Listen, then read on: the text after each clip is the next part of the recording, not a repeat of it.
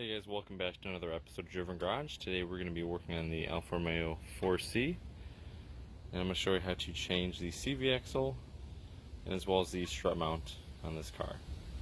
What I like to do really is either drive it back up onto ramps and then get some car jacks underneath it, or if you look what I did, you could also do a 2x4, 2x6, just drive up onto it. Get the car, or if you have a low profile, jack it underneath, jack it up. I have two, one in the main jack point in the center and just one as a support. I'm going to go ahead and take off the wheel. I'll lower it back down, and these are 19mm lug nuts, and I'll show what we do from there, guys. So if you were to go ahead and look, you would see that this is loose, the CV axle. You could hear it clicking a little bit, and that's just because if you look, there's a zip tie on here right now. The clamp broke off. A lot of the grease dripped out, leading to premature axle failure or just wear on it.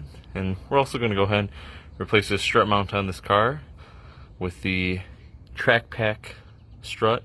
I'll go ahead and leave some part numbers below for you in the description, just in case you want to upgrade these from your base suspension to the track option package strut suspension. So hopefully again you like the video. Let's get to work. So next thing you're going to have to do is grab a 36mm socket, as you can see. I got the basically axle styled ones, heavy duty, they're black coated compared to a normal metal socket style. 36mm, you're going to go ahead and break it off your axle nut on your vehicle. This is a new one. What I like to do, as you can see, is always order a new axle nut when you're going to go ahead and take these off, because I guess previously when they try to go ahead and remove it and they damage that because these get pushed down to lock them. So I'm going to go ahead and get this put on and break it off. It's going to be 36mm. I tend to use a breaker bar, and I'll show you the next step. So after you remove the axle nut, I like to reposition another jack underneath the strut and create some positive tension on here to recoil it or compress it back together. We're going to go ahead and remove the hose from here. There's going to be this little quick disconnect in a sense. You're going to go ahead and make sure not to damage the parking brake, say wire. And these are 18mm bolts. We're going to go ahead and remove. Then what I like to do is remove on this bar right here, it's a 17mm nut. You're going to go ahead and remove that. So after you remove the tie rod end nut right there, that's 17mm, you're going to see there's this bolt right there for the strut. Loosen it up a little bit, you'll see that the negative tension actually torques out a little bit. So after that tie rod end, just loosen that up a little bit, and then I'm going to go down with the jack, just basically to relieve some tension off the spring, and then slowly pull out the CV axle. I'll show you that next. So as you can see, the CV axle is going to go ahead and fall out real easy. I'm going to go ahead and lower and unbolt that bolt and that strut to be able to fully access remove that. I'm going to go ahead and pull the strut out.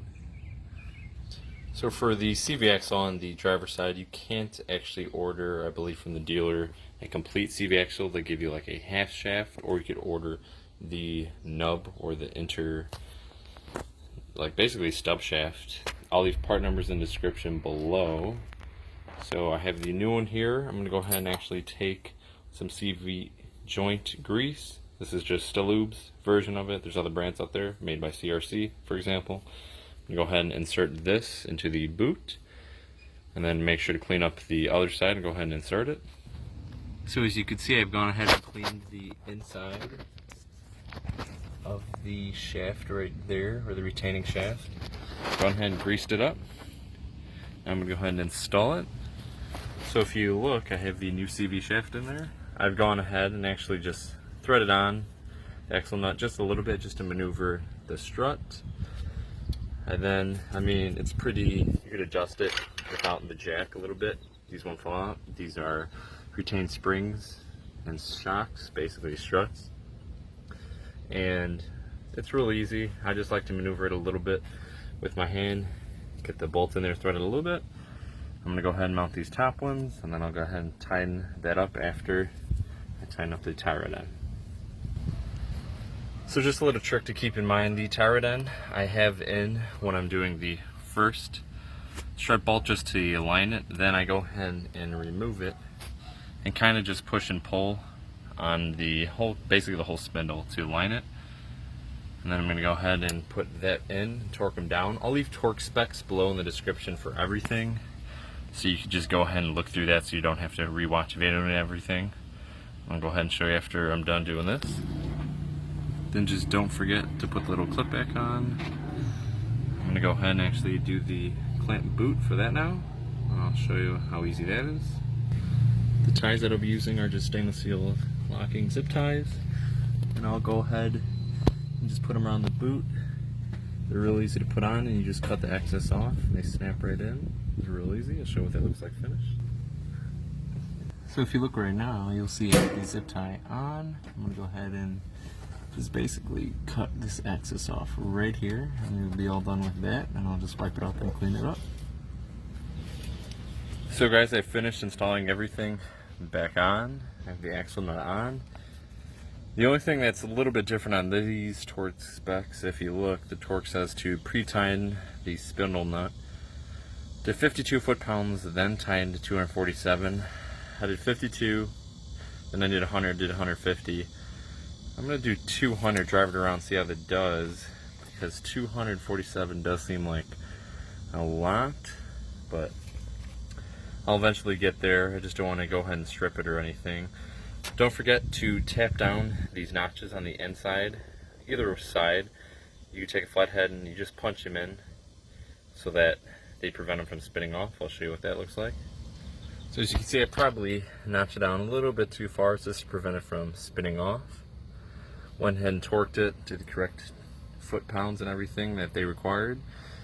I'll leave a part number description below, as well as foot-pounds for everything, just so you can go ahead and look through it, as well as prices usually if you need anything, from struts, the CV axles, to bushings, some Alfa Romeo parts that I have.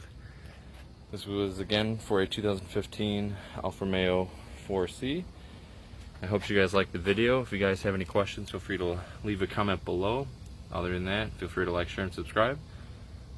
Thanks guys.